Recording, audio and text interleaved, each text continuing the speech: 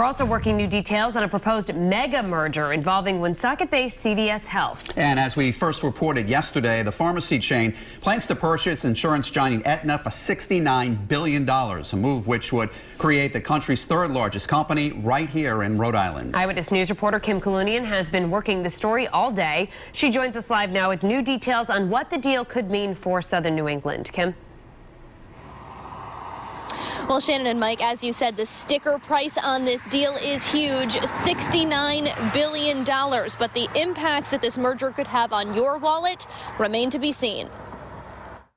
Wherever we could save money, that's great.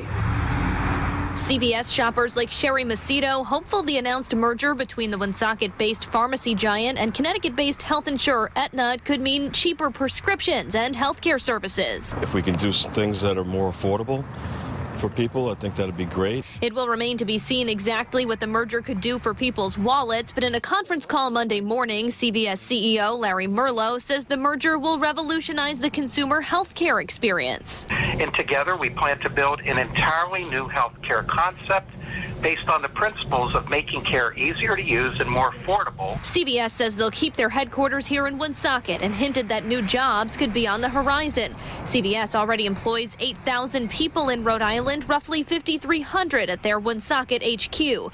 The merger could make the company the third largest in the U.S., but it still requires approval from shareholders and regulators. This is not the type of merger that generally deeply concerns antitrust regulators. Roger Williams University law professor Carl Bogus says the idea of lower prices for consumers could entice regulators to favor the deal even more. Traditional antitrust doctrine is very much about consumer prices and total industry output.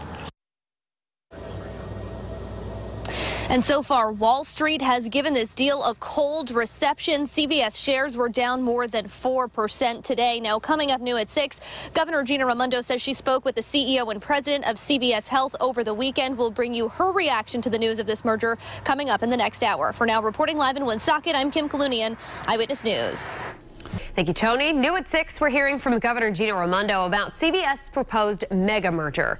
We reported last night that Woonsocket-based CVS has reached a deal to buy health insurance company Aetna. The merger could put one of the largest companies in the country right here in Rhode Island. Eyewitness News reporter Kim Kalunian joins us live from Woonsocket with what else the merger could mean for the Ocean State. Kim? Well, Shannon, CVS tells us today that they do plan to keep their headquarters here in Woonsocket. They also hinted that more jobs could be on the horizon. Our whole healthcare system needs to be changed, and this is maybe the beginning. CVS shoppers like Chris Totolo hopeful the merger between CVS and Hartford-based health insurer Aetna will mean changes and savings in the healthcare arena. Together we plan to build an entirely new health care concept. While the direct impact on consumers remains to be seen, CVS says their headquarters is staying put, and the deal could bring more jobs here to Woonsocket. Governor Gina Raimondo says she spoke with the president and CEO of CVS this weekend, saying in a statement, if approved, this appears to be a move that would significantly strengthen the positioning of one of Rhode Island's most important companies and could make healthcare more affordable and accessible in Rhode Island and across our country.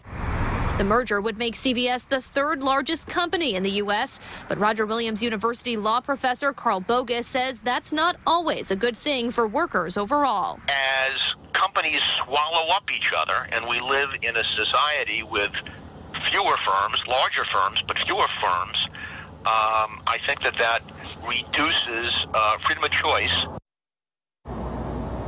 And we did also ask that professor about regulatory approval. He says this isn't the type of merger that would raise any antitrust red flags. Typically, if it does receive regulatory and stakeholder approval, the sale is expected to close sometime in late 2018.